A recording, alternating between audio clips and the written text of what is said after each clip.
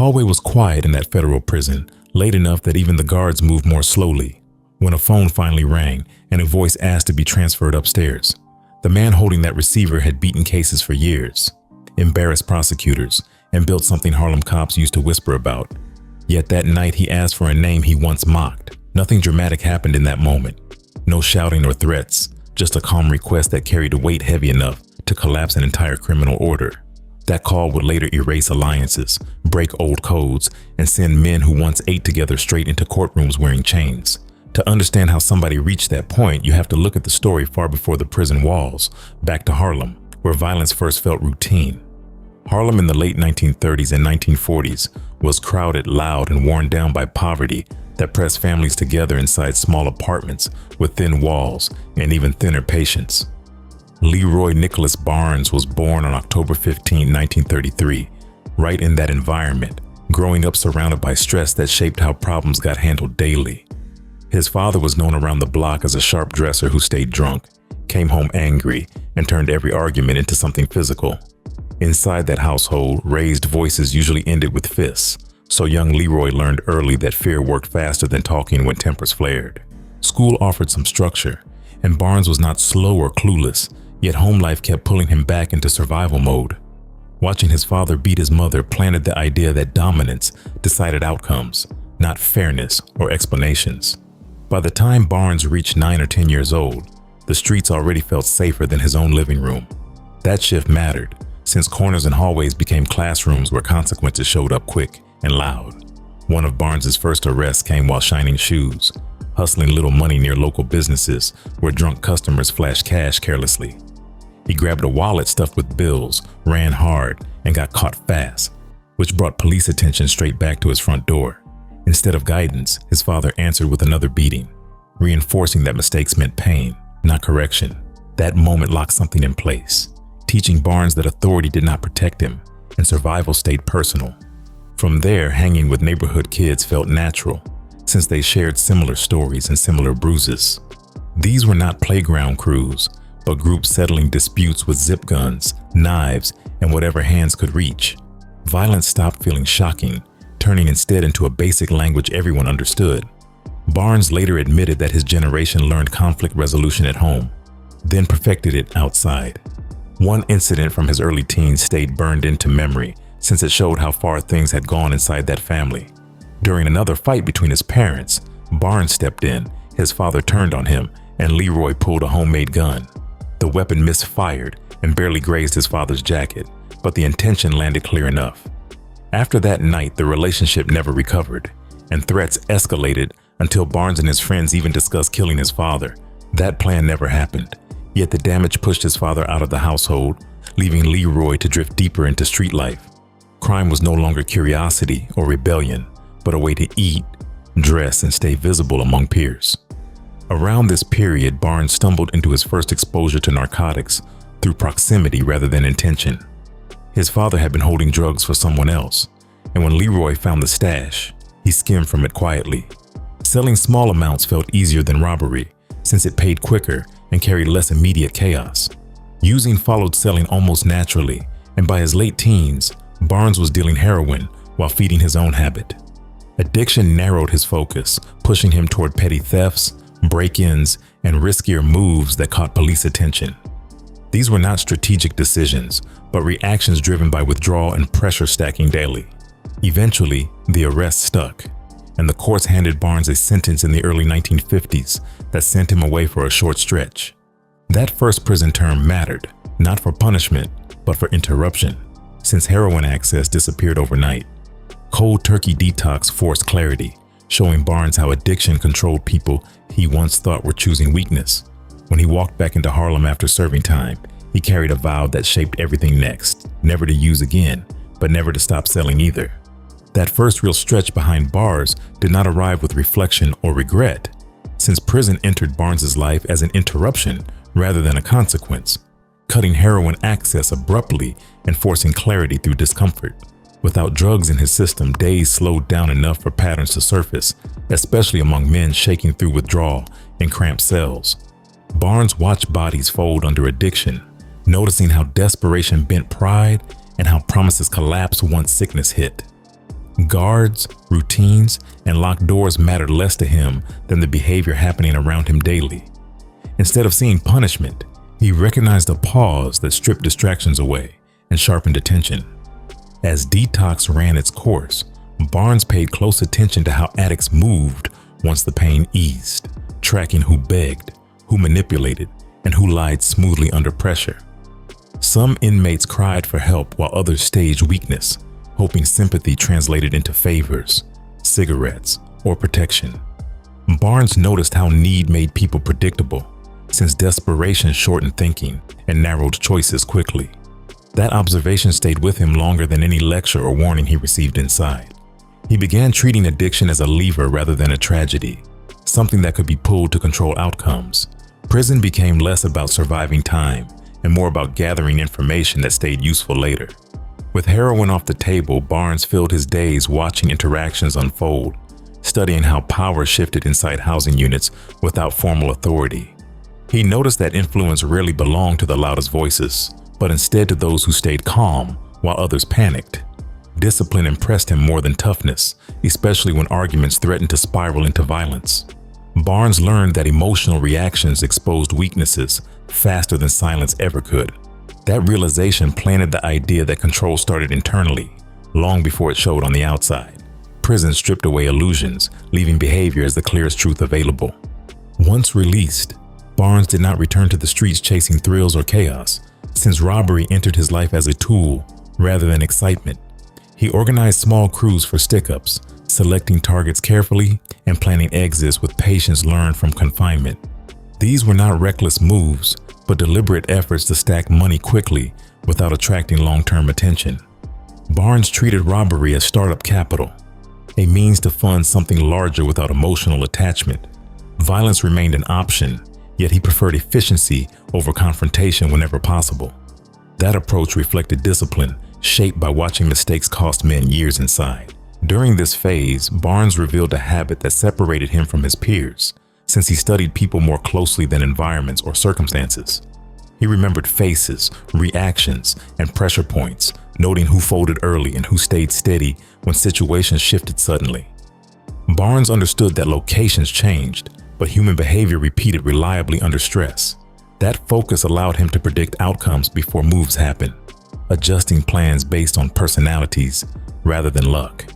He rarely argued, choosing instead to observe quietly until leverage appeared naturally. That method reduced noise and increased control without drawing attention. As money grew, Barnes avoided spending profits recklessly, resisting habits that dragged others back into addiction or flashy mistakes. He dressed well but stayed measured, knowing appearance mattered while excess invited scrutiny. Conversations stayed calm, even when deals soured, since emotional outbursts created problems he preferred avoiding. Barnes treated feelings as liabilities, especially anger and pride, both of which he had seen ruin men repeatedly. Every interaction became calculated, guided by lessons absorbed during forced sobriety behind bars. That mindset prepared him for the larger operations waiting ahead. When Barnes stepped fully back onto Harlem streets, he carried a rule set shaped by observation rather than empathy or reform. Prison had filtered his instincts, removing impulse while sharpening calculation and patience. He no longer reacted first or spoke loudly, trusting silence and timing instead. That transformation did not make him softer or kinder, but more deliberate and harder to read. Barnes returned focused on structure, discipline, and distance, ready to build systems that kept emotions locked away. The streets felt familiar, yet he moved through them differently now, carrying control learned when freedom disappeared. Greenhaven State Prison did not operate like the movie suggested, since influence inside those walls moved through knowledge and relationships more than rank or reputation. When Barnes arrived there in the mid-1960s, he noticed quickly that power came from information passed quietly, not from loud displays or forced loyalty. Inmates with real pull rarely announced themselves, choosing instead to trade insight the way others traded cigarettes. That environment fit Barnes naturally, since observation already guided his thinking. Greenhaven became a place where strategies circulated freely among men who once ran things outside.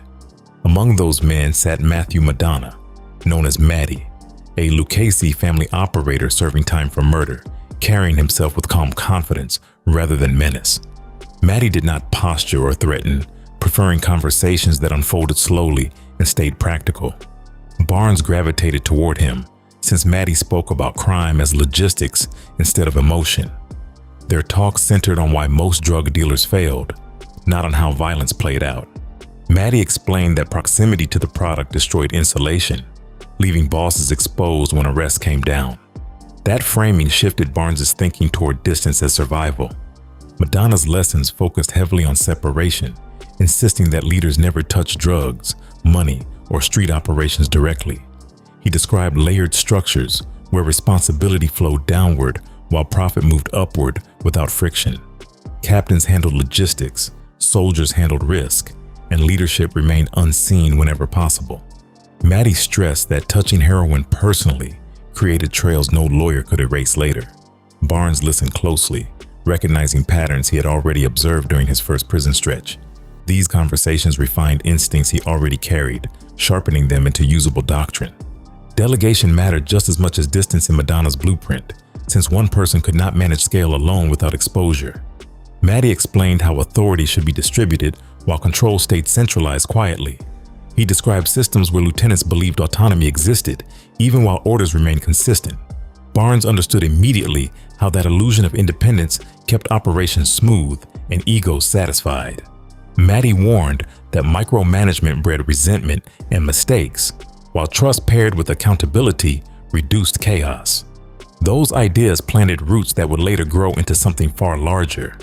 Madonna also emphasized patience, explaining that expansion without discipline attracted attention faster than profits justified.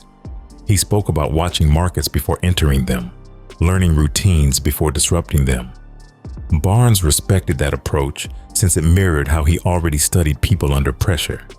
Matty framed crime as business logistics stripped of sentiment, where timing mattered more than bravado. That perspective helped Barnes detach emotionally from actions that destroyed others without affecting his own focus. Greenhaven became a classroom where theory met lived experience daily. Another instructor arrived through a different door, carrying a completely different energy that contrasted sharply with Madonna's reserved tone. Joseph Crazy Joe Gallo, tied to the Colombo family, brought volatility mixed with sharp insight about the future of organized crime. Gallo did not hide his disdain for rigid traditions that kept Italians isolated from changing neighborhoods. He spoke openly about racial shifts happening in Harlem and other urban centers. Barnes listened closely as Gallo challenged old assumptions without dismissing structure entirely. Gallo believed control would eventually move toward Black and Latino crews, who understood local dynamics better than outsiders ever could. He explained how Italian families relied on distance from communities they exploited, leaving gaps others could fill. Barnes recognized truth in those observations since he lived inside those neighborhoods daily. Gallo encouraged thinking beyond inherited rules, suggesting adaptation mattered more than loyalty to tradition. His willingness to ally with Black inmates inside prison reinforced those ideas through action, not just words. Barnes saw a future outlined clearly in those conversations. Where Madonna focused on insulation and hierarchy, Gallo emphasized flexibility and cultural awareness as tools for expansion. He talked about how respect operated differently across racial lines, shaped by shared experiences rather than inherited codes. Barnes filtered that message carefully, blending it with Madonna's discipline rather than rejecting either approach. He understood that structure without cultural grounding collapsed quickly, while adaptability without discipline bred chaos. Gallo's lessons widened Barnes's lens, showing him where power might move next rather than where it once sat. Greenhaven offered competing blueprints without demanding allegiance to one. Barnes absorbed both systems quietly, testing each idea against Harlem realities stored from childhood. He recognized that insulation mattered, but so did visibility when managing loyalty locally. Madonna's distance protected leadership, while Gallo's awareness preserved relevance inside shifting neighborhoods. Barnes blended these lessons into something hybrid, shaped by necessity rather than ideology. Prison conversations became rehearsal spaces for ideas that would later surface outside. He left discussions without promises, carrying information forward silently. Beyond crime logistics, Barnes spent long hours inside the prison library, approaching books with the same focus he once applied to people. He read philosophy, literature, and legal texts, searching for patterns rather than moral lessons. Niccolo Machiavelli's The Prince stood out, reinforcing ideas about power, perception, and enforcement over righteousness. Barnes did not read for inspiration, but for application, filtering concepts through his own experiences. Legal journals drew equal attention, especially Supreme Court decisions affecting surveillance and wiretaps. Knowledge became armor, not curiosity. Barnes learned that understanding law created leverage even when breaking it, since technicalities shaped outcomes as much as facts. He studied cases like Katz v. United States, noting how illegal wiretaps collapsed prosecutions completely. That awareness planted confidence that legal systems contained weaknesses worth exploiting patiently. Barnes began seeing attorneys as tools requiring proper information rather than saviors arriving automatically. Prison sharpened his legal literacy into a weapon, not an academic exercise. Every page read reduced future uncertainty incrementally. By the time Barnes prepared to leave Greenhaven in the early 1970s, he carried more than connections or ambition. He possessed frameworks built from Madonna's insulation, gallows foresight, and his own street-grounded intuition. Legal understanding completed the set, offering protection when operations expanded inevitably. Barnes did not leave prison chasing redemption or forgiveness, but a strategy refined through observation and discipline. Greenhaven filtered his instincts rather than correcting them, sharpening focus while stripping away sentiment. When freedom returned, Barnes stepped back into Harlem, holding a blueprint shaped by men who taught methods, not mercy. When Barnes stepped out of Greenhaven in 1971, freedom did not feel like release so much as re-entry into unfinished business shaped by years of quiet preparation.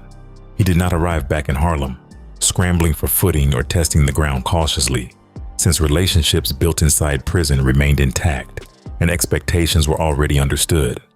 People knew where he had been and what he had absorbed, which meant conversations resumed without explanations or apologies. Barnes carried himself with restraint, aware that sudden movements attracted attention faster than steady presence ever could. The streets looked familiar, yet his approach to them had changed completely. One of the first people waiting on him was Frank Madonna, brother to Matthew "Matty" Madonna, who represented continuity rather than charity. Frank did not offer congratulations or speeches, choosing instead to present terms clearly and without emotion. He fronted Barnes half a kilogram of high-purity heroin on consignment, paired with $2,000 meant strictly for transportation and logistics. That offer came attached with expectations about repayment, discretion, and pace, none of which required explanation. Barnes accepted without celebration, understanding that trust, extended conditionally, always came with invisible deadlines. The consignment deal mattered less for its size than for what it signaled about Barnes's standing. Suppliers viewed him as someone capable of managing risk quietly rather than a desperate hustler chasing quick money. Barnes immediately focused on placement and movement, not expansion or noise. He secured stash locations through intermediaries, keeping himself removed from both product and transaction details. Movement happened through borrowed vehicles and rotating faces, limiting patterns that surveillance relied upon. From the start, invisibility carried more value than rapid growth. Instead of flooding corners or competing openly, Barnes moved cautiously, testing systems rather than markets. He paid close attention to how the product traveled from hand to hand, adjusting routes whenever routines formed too quickly. Delegation began immediately, since Barnes refused to touch heroin personally, even during the early stages. He placed distance between himself and street-level operations, relying on trusted intermediaries to handle contact points. That separation mirrored lessons learned inside, reinforcing discipline before profits even appeared. Barnes avoided recruiting impulsively, choosing people he already understood rather than unfamiliar faces chasing opportunity. He selected individuals based on reliability, under pressure rather than toughness or reputation. Each role carried defined limits, preventing overlap that created confusion or competition. Barnes stayed informed without appearing present, letting information flow upward naturally. That structure allowed mistakes to surface quietly without exposing leadership directly. Early operations ran smoothly precisely because ambition stayed controlled. Money accumulated steadily rather than dramatically, confirming that patience outperformed spectacle. Barnes reinvested profits into infrastructure, improving transportation, communication, and storage instead of personal indulgence. He dressed clean and sharp without excess, blending respectability with restraint. Conversations stayed brief and purposeful, avoiding unnecessary displays that attracted curiosity. Barnes understood that attention functioned like currency, valuable only when spent intentionally. Every decision reflected preparation rather than impulse. As operations stabilized, Barnes shifted focus toward identifying collaborators instead of subordinates. He looked for thinkers capable of managing segments independently without supervision. Loyalty mattered, but competence carried equal weight, especially when scale increased. Barnes avoided language that framed people as soldiers, preferring a partnership rooted in mutual interest. That approach encouraged accountability while preserving autonomy. He understood that empires built on fear collapsed quickly once pressure arrived. By the time Harlem began noticing movement connected to Barnes again, systems were already in place. Distribution operated through layers that blurred direct lines of responsibility. Barnes remained insulated from day-to-day chaos, maintaining perspective rather than micromanaging outcomes. Each partner understood their role and limits clearly, preventing confusion during stress. That clarity reflected lessons absorbed from prison conversations and street observation combined. Barnes had transitioned fully from student to operator without announcing the shift. Walking free did not mark a beginning as much as the execution of long-rehearsed strategy refined through confinement. Barnes carried discipline shaped by deprivation, knowledge earned through observation, and connections built carefully over time. Harlem watched quietly as something organized took form beneath the surface. He moved without urgency, trusting systems rather than speed to carry progress forward. Barnes was no longer gathering information or testing instincts, since structure now guided his steps. The next phase would depend on who he chose to stand beside him, rather than who followed behind. The idea that later became known as the Council did not arrive fully formed, since it developed gradually through conversations about control, scale, and insulation, rather than loyalty or emotion. Barnes understood early that growth required shared authority without shared chaos, which meant designing a structure that looked collective while operating hierarchically underneath. He avoided framing it as a gang or crew, since those labels attracted attention and encouraged ego-driven behavior. Instead, he positioned it as a working arrangement among equals who handled separate lanes within the same system.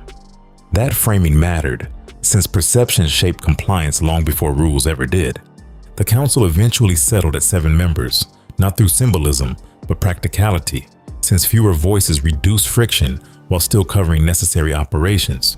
Each member carried responsibility over a specific function, rather than territory or muscle. One handled distribution logistics, ensuring the product moved without disruption across neighborhoods. Another oversaw finances, tracking money flow, and shielding Barnes from direct exposure. Others managed enforcement, supply coordination, or dispute resolution, all operating within clearly defined boundaries. Personal feelings never entered these assignments, since function mattered more than friendship. Barnes positioned himself carefully within this setup, presenting as a first among equals rather than an overt boss. Meetings reinforced that illusion by allowing discussion and debate, even though final decisions quietly aligned with Barnes' direction. That balance reduced resentment and prevented power struggles from surfacing early. Council members believed autonomy existed, which encouraged initiative without challenging authority. Barnes rarely raised his voice or issued direct commands, preferring silence that guided outcomes indirectly. Control functioned best when it appeared shared rather than imposed. To formalize discipline, the council adopted rituals that framed unity without revealing imbalance.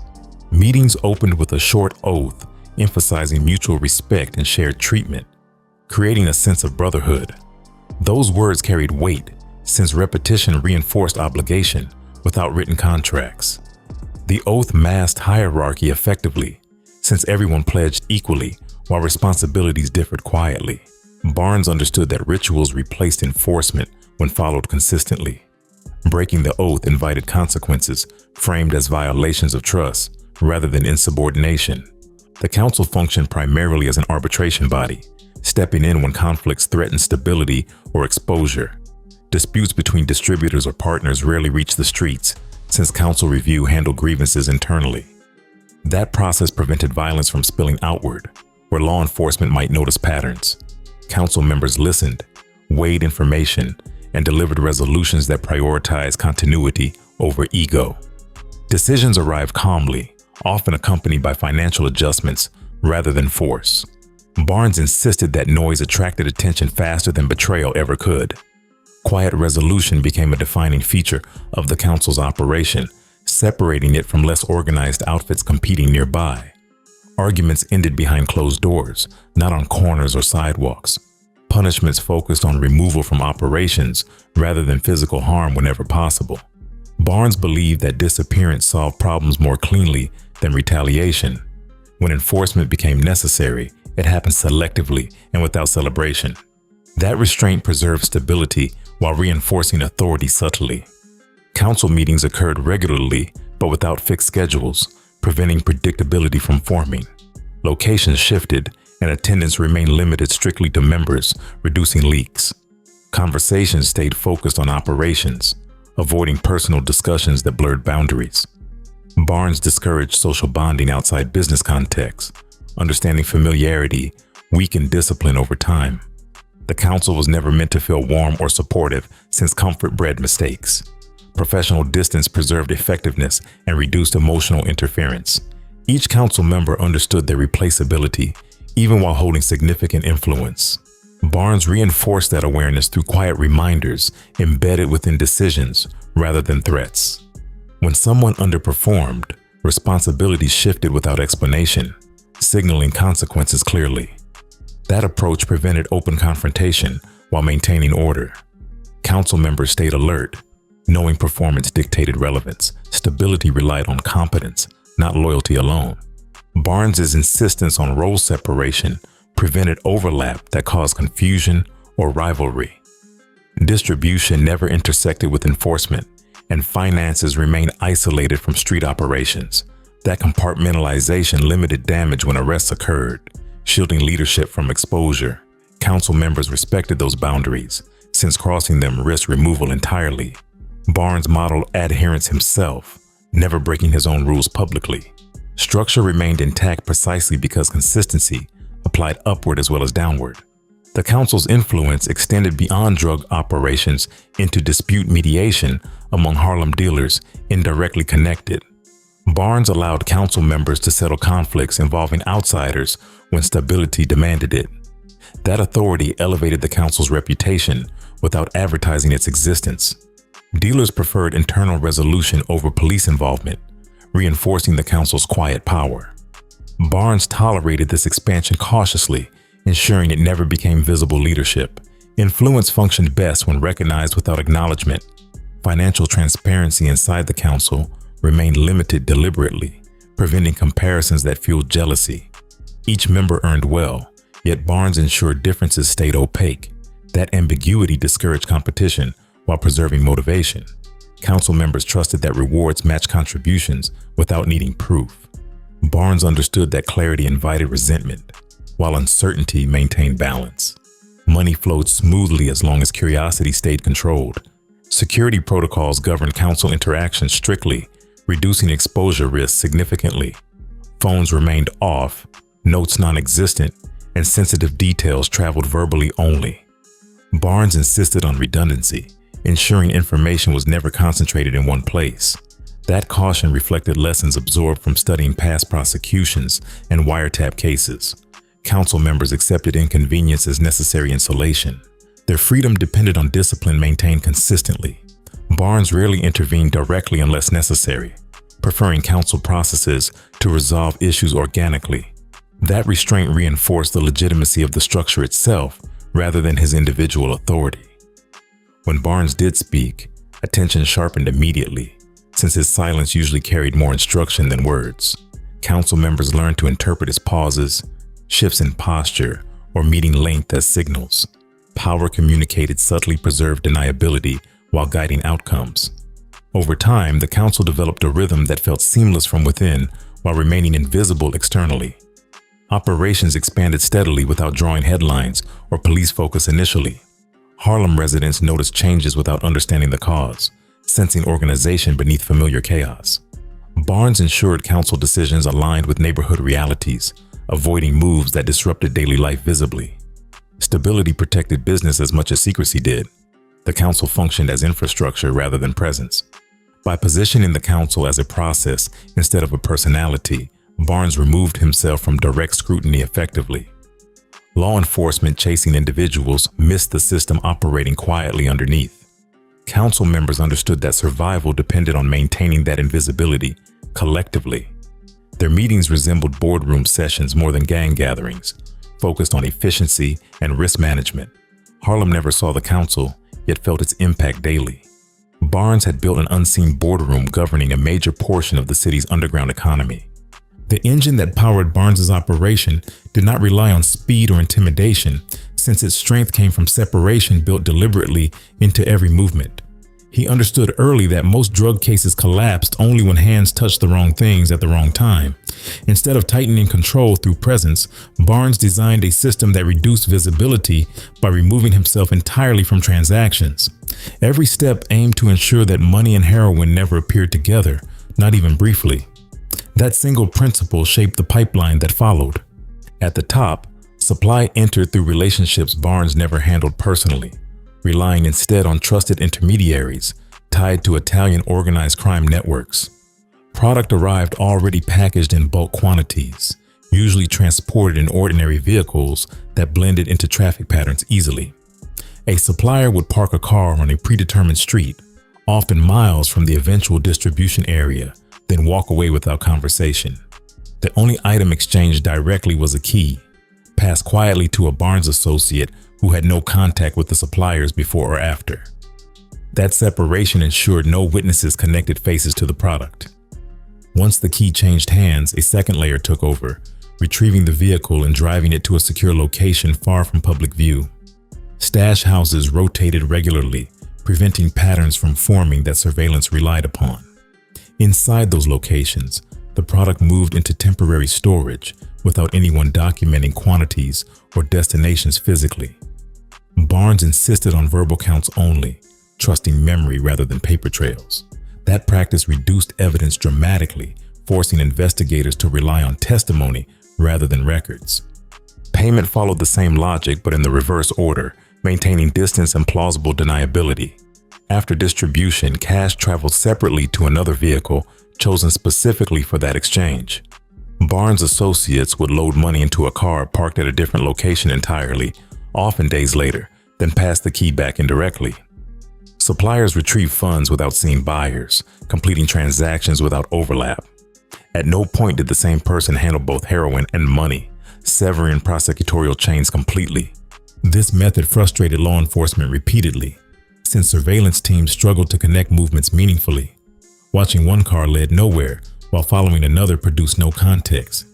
Wiretaps picked up fragments without substance, since conversations avoided specifics deliberately. Barnes trained associates to speak around details, using timing and location cues instead of explicit references. Investigators chasing patterns found only fragments, each isolated and legally weak on its own. Below the council, the hierarchy extended downward in layers designed to absorb arrests without exposing leadership. Each council member oversaw several lieutenants responsible for managing specific geographic zones. Those lieutenants handled coordination between mid-level distributors who never interacted directly with higher leadership. Street dealers answered to distributors only, insulating them from organizational knowledge. Barnes understood that ignorance functioned as protection when pressure arrived. Mid-level distributors received product in quantities small enough to limit loss during seizures, yet frequent enough to maintain supply consistency. Deliveries occurred through rotating couriers who never stayed long in any role. Couriers often believed they worked independently, unaware of the scale surrounding them. That misdirection reduced curiosity and prevented leaks. Barnes preferred many small movements over a few large ones, since fragmentation diluted risk. Street-level operations appeared chaotic deliberately, masking underlying order. Dealers sold openly in known areas, yet supply arrived predictably without direct oversight. When arrests occurred, Replacements stepped in quickly, maintaining continuity without disruption. Barnes monitored outcomes through trusted lieutenants rather than presence. Stability mattered more than dominance at that level.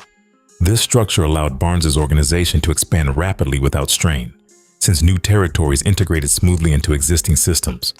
Expansion followed infrastructure rather than ambition, extending routes only when logistics supported growth. Barnes tested markets quietly, watching demand patterns before committing resources. Once proven, systems replicated themselves efficiently. That replication reduced training needs and minimized errors. Geographic reach expanded beyond Harlem into other boroughs, then outward toward New Jersey, Pennsylvania, and even parts of Canada. Each new area mirrored the same layered structure, preserving consistency across distance. Barnes resisted customizing systems excessively, trusting uniformity to reduce confusion. Local adjustments happened only when necessary, guided by council oversight. Scale increased without sacrificing control. Law enforcement agencies noticed increased heroin availability without seeing centralized leadership. DEA reports from the mid-1970s described diffuse networks difficult to dismantle comprehensively. Arresting one group failed to disrupt supply elsewhere, creating frustration among investigators. Barnes's pipeline absorbed pressure smoothly, redistributing product through alternate routes quickly. That resilience reinforced confidence in the system's design. Financially, the operation generated immense revenue without obvious concentration points. Money filtered upward gradually, preventing large cash movements from drawing attention. Barnes rarely touched profits directly, relying on trusted handlers to manage accumulation discreetly. Investments focused on infrastructure rather than luxury initially, strengthening operational capacity. That discipline delayed exposure while compounding returns steadily. As the hierarchy deepened, communication protocols tightened further to protect insulation. Messages traveled through chains that obscured origin and intent. Barnes discouraged unnecessary contact, limiting information flow strictly to functional needs. Associates learned that knowing less protected them during questioning. Silence became standard practice rather than an enforced rule. The pipeline's effectiveness revealed itself indirectly through presence rather than proclamation. Heroin stamped with Barnes's distinctive markings appeared consistently across wide areas. Street dealers recognized quality without understanding the source. Addicts followed reliability, driving demand upward organically. Barnes observed growth through supply movement rather than sales figures. By the mid-1970s, the scale became apparent through outcomes rather than announcements. Entire neighborhoods depended on a steady flow controlled by unseen hands. Law enforcement estimated annual movement reaching tens of millions of dollars, though precise numbers remained elusive. Barnes never bragged publicly, allowing silence to shield success. The pipeline spoke through volume alone. Efficiency is connected directly to expansion, since systems scaled cleanly without requiring personal oversight. Barnes spent time refining the process rather than celebrating profits.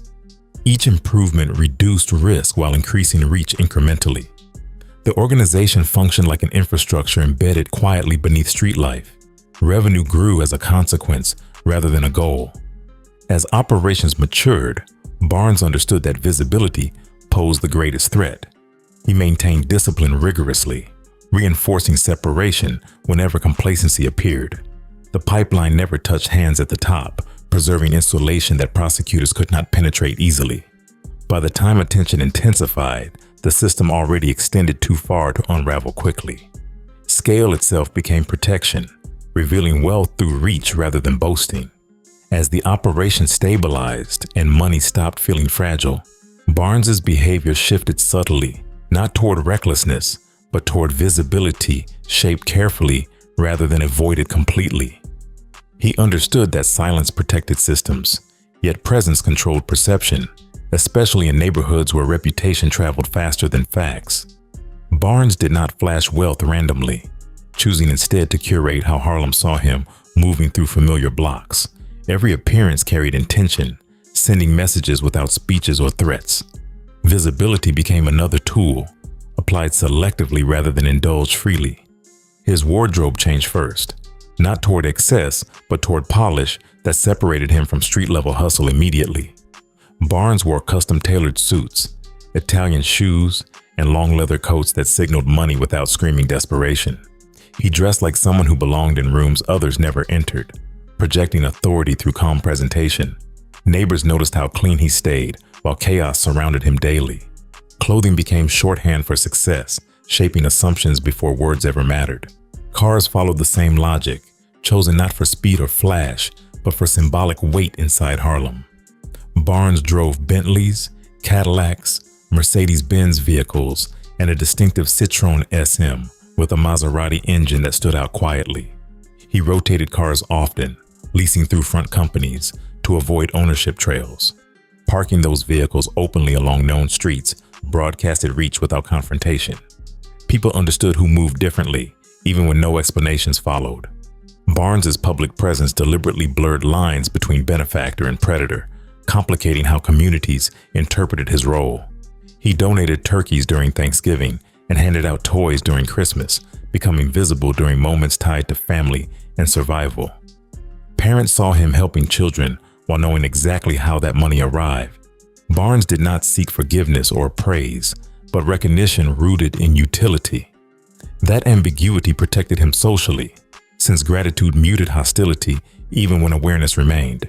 Charity functioned as insulation, softening perception without changing reality underneath. Barnes understood that goodwill created silence when questions arose later. People hesitated to speak against someone who helped their kids eat or stay warm. That hesitation mattered, especially when law enforcement relied on community cooperation. Barnes used generosity strategically, reinforcing loyalty without formal demands.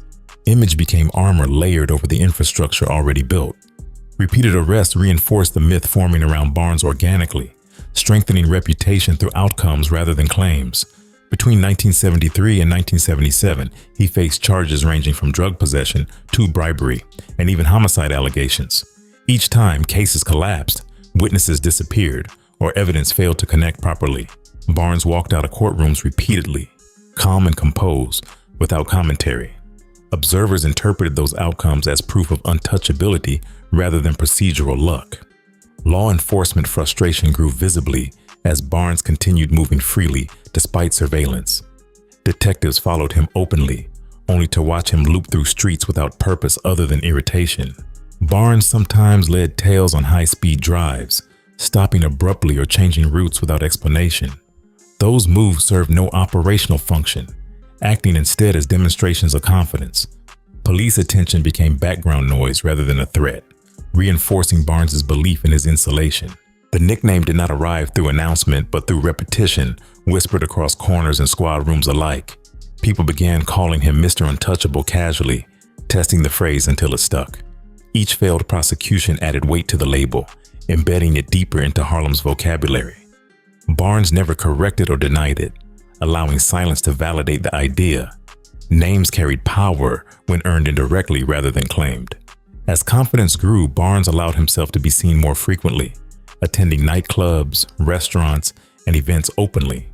He moved through Harlem with ease, acknowledging nods without lingering conversations. That presence communicated dominance without violence, reinforcing control through calm accessibility. Barnes appeared relaxed, rarely rushing or reacting visibly to surroundings. Visibility fed perception, which in turn reinforced deterrence. Media attention followed naturally, drawn to contradictions surrounding Barnes's lifestyle and legal history. Journalists noticed how someone arrested repeatedly never stayed detained. Articles hinted at his influence without proving it concretely. Barnes paid attention to coverage quietly, understanding its impact on both law enforcement and community perception. Public curiosity became part of the ecosystem surrounding him. Despite warnings from associates about exposure, Barnes leaned gradually toward recognition beyond street validation. Harlem's respect no longer satisfied ambition, shaped by years of control and scale. He wanted acknowledgement that matched the size of what he built. That desire did not override discipline immediately, but it nudged boundaries outward incrementally. Barnes began believing that image management extended safely into broader visibility. Repeated courtroom victories reinforced that belief dangerously, convincing Barnes that systems could not touch him effectively. Each dismissal felt like confirmation rather than reprieve. Confidence hardened into assumption, shifting caution into calculated risk. Barnes trusted his insulation deeply, forgetting that attention scaled alongside success. Arrogance did not arrive loudly but quietly through repetition of favorable outcomes. He allowed photographers to capture him dressed sharply, leaning into the contrast between rumor and appearance. Barnes knew jurors noticed presentation, understanding how visuals shape judgment subconsciously. He dressed to project respectability even when facing charges. That awareness blurred the lines between criminal and executive intentionally.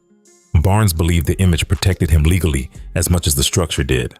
Harlem watched Barnes become larger than rumor, transforming into a figure people recognized instantly. Children pointed him out, adults discussed him cautiously, and dealers referenced him indirectly. Presence replaced secrecy gradually, shifting the balance subtly. Barnes still avoided explicit statements, but visibility spoke loudly enough. Recognition began extending beyond streets into institutions, watching closely. As success reshaped behavior, Barnes chased acknowledgement that matched internal perception of power. He wanted history to recognize his reach, not just rumor. That desire planted seeds for decisions that followed, pulling him toward platforms he once avoided. Barnes stood at the edge between invisibility and notoriety, believing he could manage both. The streets still respected him, but he now sought something larger, unaware of the cost approaching. The moment that shifted everything did not begin with sirens or indictments, since it started quietly inside a newsroom where editors debated presentation more than consequences. In early 1977, reporters at the New York Times magazine had been tracking Barnes for months, gathering fragments without proof strong enough to anchor a full exposure. They knew his name carried weight across Harlem, yet national audiences barely recognized it. Editors wanted a face that matched the rumors, something visual enough to carry the story where words could not. Barnes, through intermediaries and lawyers, became aware of that interest sooner than expected. Negotiations around the photo shoot unfolded carefully, driven by Barnes's desire to control perception rather than avoid attention. His attorney, David Breitbart, communicated directly with the magazine, pushing back against the use of an old police mugshot that editors initially planned to print. Barnes despised mugshots, seeing them as symbols of failure rather than documentation. He agreed to pose only if the image reflected dignity and status instead of criminality. That condition mattered deeply to him, revealing how image had become inseparable from power in his thinking. The shoot itself was calculated down to wardrobe and posture, reflecting Barnes's understanding of how audiences read visuals subconsciously. He selected a tailored denim suit, clean and fitted, projecting casual authority rather than ostentatious wealth. A red, white, and blue tie completed the look, chosen deliberately to signal respectability to anyone scanning the page quickly. Barnes sat composed, relaxed, and confident, offering no signs of fear or urgency. The image presented him as an executive rather than a street figure, blurring lines intentionally. When the magazine hit stands on June 5th, 1977, the impact rippled immediately across Harlem. Residents recognized Barnes instantly, seeing their local figure elevated to national attention. Conversations shifted from rumor to validation, reinforcing the belief that he truly operated beyond reach. People interpreted the cover as confirmation rather than exposure, reading confidence where outsiders saw arrogance. Barnes's name circulated faster than before, now paired with glossy imagery that carried legitimacy. Harlem absorbed the message quickly, seeing one of its own framed prominently without restraint. Simultaneously, the same cover landed on desks in Washington, triggering a completely different reaction inside federal institutions. Officials who had tolerated Barnes as a local problem now faced public embarrassment through national media. The headline challenged law enforcement implicitly, questioning whether authorities could prove accusations long whispered. That framing stung more than insults ever could, since it implied institutional failure rather than criminal audacity. Attention shifted from Barnes alone to the credibility of federal enforcement agencies. President Jimmy Carter reportedly read the article himself, absorbing the implications of a suspected drug kingpin posing confidently on a respected publication's cover. That image suggested impotence within the justice system at a time when public trust already wavered. Carter contacted Attorney General Griffin Bell, demanding renewed focus on the case quietly. This response did not come from rage, but from concern over legitimacy eroding publicly. Barnes's image had transformed into a challenge rather than curiosity. Within days, pressure cascaded downward through the Justice Department. landing squarely on the Southern District of New York. United States Attorney Robert B. Fisk Jr. received direct communication emphasizing priority without theatrics. The message carried urgency shaped by optics rather than anger. Barnes's case now represented more than crime, symbolizing whether federal authority functioned effectively. That shift changed resource allocation immediately, focusing attention intensely, yet discreetly. The tone surrounding Barnes shifted noticeably during this period, moving from street dominance to national scrutiny almost overnight. Law enforcement agencies coordinated quietly, sharing intelligence more aggressively than before. Surveillance intensified, not visibly, but systematically, as teams compared notes accumulated over years. Barnes remained unaware of the scale adjusting around him, still confident in the insulation built carefully. He interpreted silence as stability, misreading preparation as inertia. Media coverage expanded subtly, with follow-up pieces referencing Barnes more frequently without adding new information. Journalists sensed momentum, but lacked evidence, feeding speculation carefully.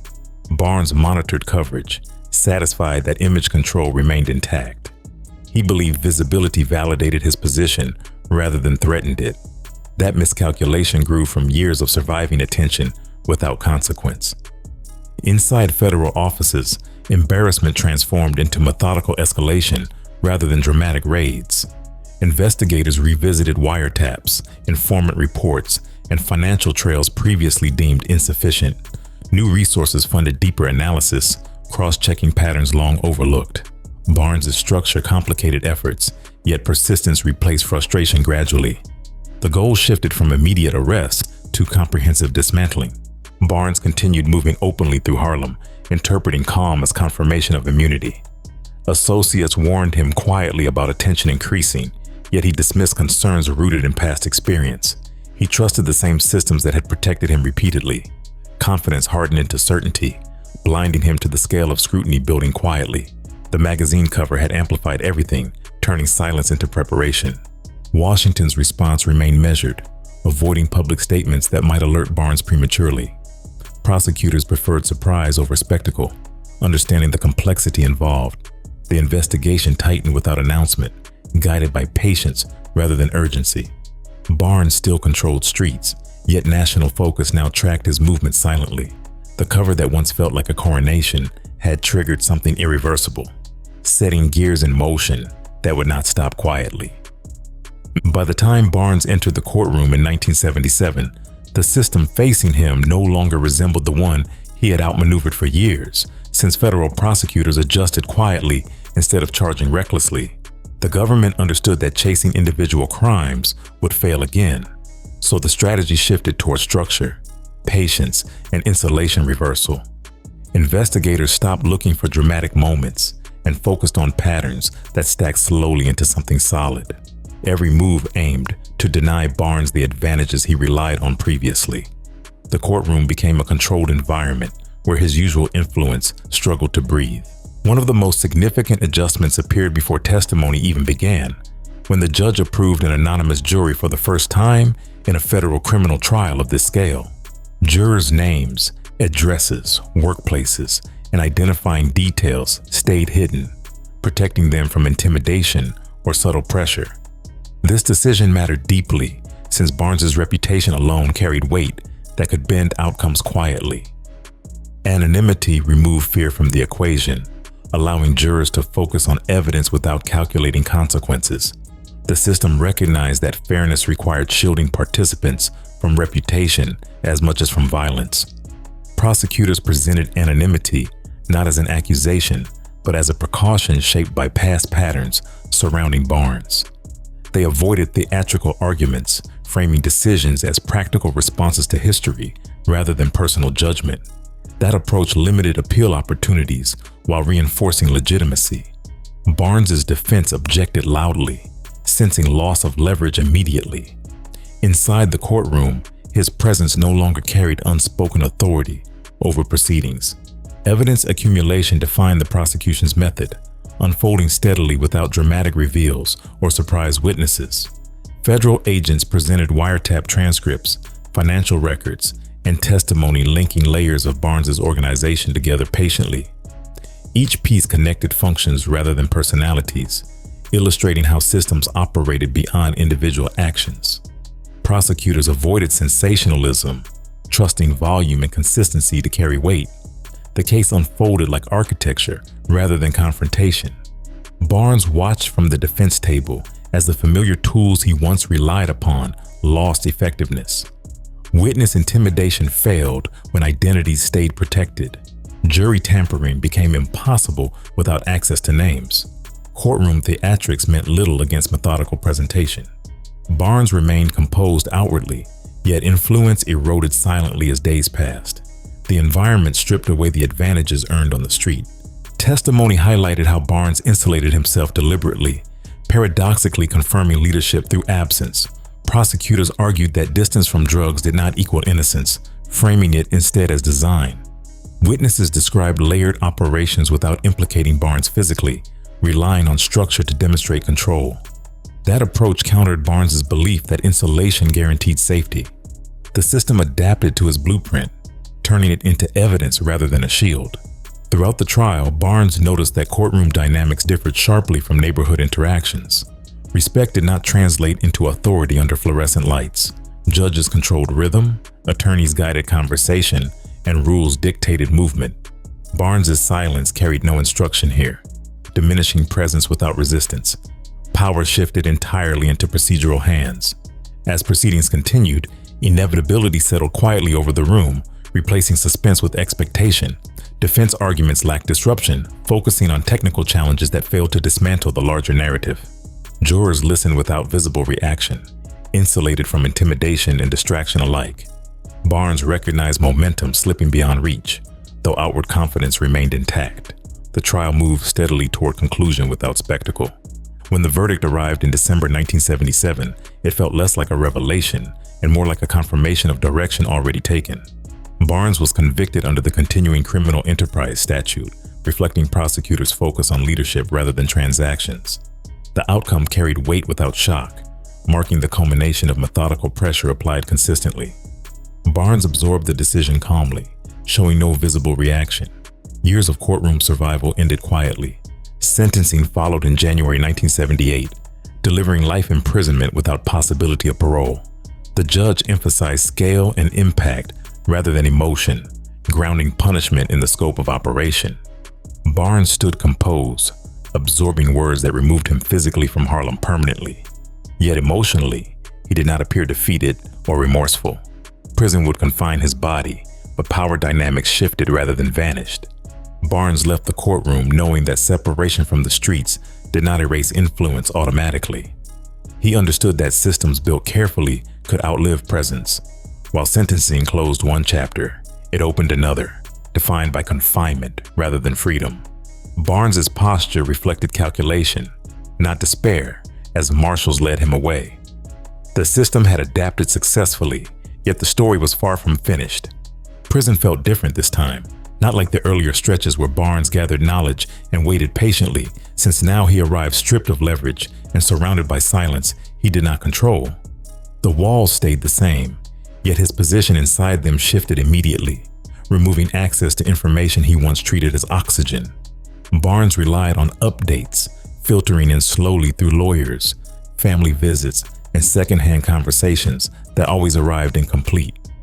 Distance magnified uncertainty, forcing him to imagine operations he once managed precisely. That loss of visibility began eating at discipline steadily. Early signs of decay surfaced through money first, since payments that once moved automatically began arriving late or not at all. Barnes learned that legal fees were not being handled properly, despite clear expectations established long before sentencing. Accounts that once balanced cleanly now appeared drained or disorganized without explanation. People tasked with safeguarding resources started improvising rather than following a structure. Barnes understood immediately that mismanagement signaled more than incompetence, pointing instead toward erosion of respect. Without control over finances, Barnes felt power slipping through channels he could no longer reach directly. Letters carried vague assurances without substance, while lawyers struggled to answer basic questions clearly. Barnes recognized the pattern from watching others fall inside before, understanding that money dried up when loyalty weakened. silence from the outside grew louder than arguments ever could.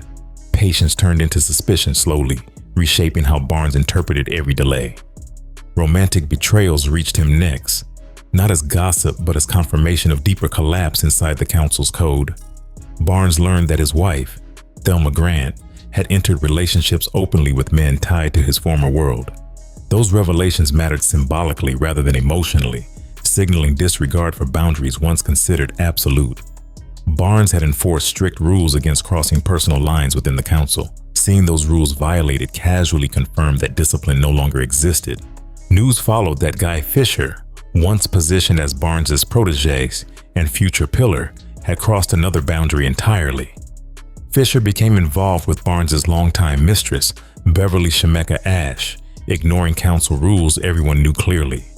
That breach cut deeper than financial losses, since it represented open disrespect rather than survival-driven compromise. Barnes interpreted the act not as romance, but as a declaration that authority no longer mattered. Council loyalty cracked openly, removing illusion entirely.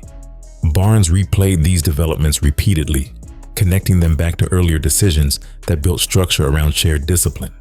The council's strength depended on rules enforced consistently, especially those governing personal boundaries. Once those rules fell apart, operational integrity followed naturally. Barnes understood that organizations rot internally long before they collapse visibly. Prison isolation forced him to confront that reality without distraction. Resentment replaced patience gradually, reshaping Barnes's internal calculations. Where he once waited calmly for updates, he now anticipated betrayal reflexively. Conversations with attorneys shifted tone, focusing on leverage rather than reassurance. Barnes began reassessing relationships through transactional lenses, sharpened by confinement. He recognized that silence protected others more than it protected him now. Council members stopped acting as caretakers of Barnes's interests, prioritizing their own survival instead. Barnes heard reports of sloppy operations, reduced quality control, and declining profits tied directly to a leadership vacuum. Without his presence, discipline faded quickly, exposing weaknesses he once kept contained. Barnes realized that distance no longer functioned as insulation, but as vulnerability. His silence allowed others to rewrite rules without consequence. As resentment solidified, Barnes reviewed options available within confinement. He understood that waiting would not restore authority, since time only widened gaps. Communication channels existed, but influence no longer traveled through them reliably. Barnes weighed loyalty against self-preservation pragmatically.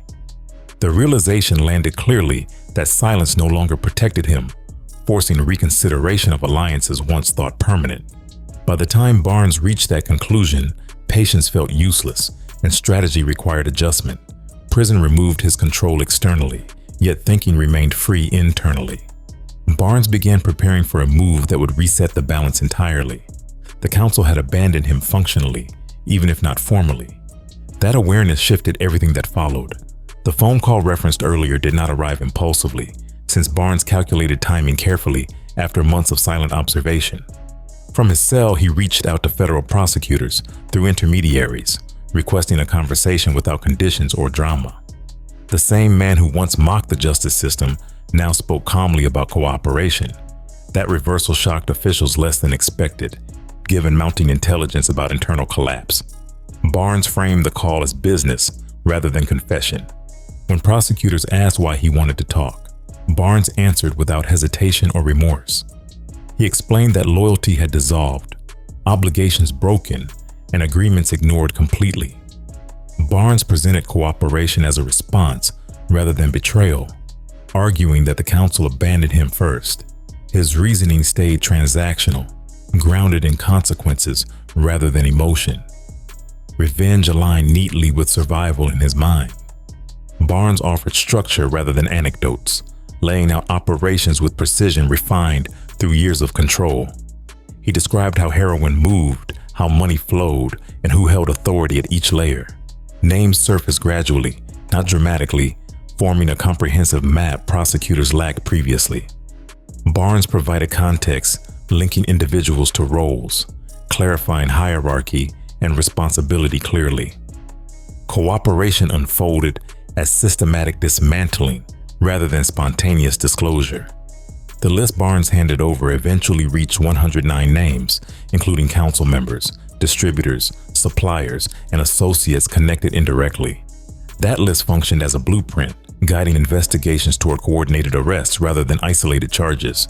Barnes agreed to testify, explain wiretaps, and interpret coded language accurately. His cooperation strengthened cases that once stalled repeatedly. Prosecutors recognized that his knowledge transformed years of fragments into coherence. Barnes's decision triggered retaliation beyond courtrooms, reaching people he cared about outside. Beverly Shemeka Ash became a target, murdered in December 1982 inside the Monarch Bar in Harlem. The killing sent a clear message, signaling the consequences of Barnes's cooperation. Barnes absorbed the loss quietly, interpreting it as a cost rather than a deterrent. Retaliation hardened resolve rather than weakening it. Despite threats, Barnes continued cooperating fully, understanding that withdrawal only increased danger. He testified against former allies without embellishment, naming names in open court. Watching council members sentenced based on his words carried complex weight, yet Barnes maintained composure. He framed outcomes as inevitable consequences of choices made earlier. Cooperation transformed into the execution of the final authority. Courtrooms filled with testimony, revealing inner workings once invisible. Barnes explained how discipline collapsed, how roles shifted, and how betrayals emerged organically. Prosecutors relied heavily on his clarity to connect evidence convincingly. Judges described his testimony as devastating and precise. The counsel unraveled publicly, stripped of mystique entirely. Barnes watched his former world dismantle piece by piece through legal process rather than violence. That method suited him, since it mirrored his preference for clean outcomes. Cooperation extended beyond one trial, continuing for years as Barnes assisted additional prosecutions.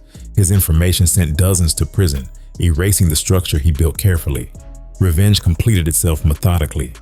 By the time cooperation ended, the counsel existed only as memory and court transcripts. Barnes achieved restoration of balance on his terms, though at high cost. He exchanged one form of power for another, trading street authority for legal leverage. The call burned everything he once controlled, leaving nothing behind to challenge him. Silence ended, replaced by testimony that reshaped history. After the cooperation concluded and the sentences finalized, Barnes entered witness protection quietly, trading identity for survival without ceremony. The man once known widely in Harlem became someone else entirely, relocated far from familiar streets. His new life lacked scale, routine replacing command steadily.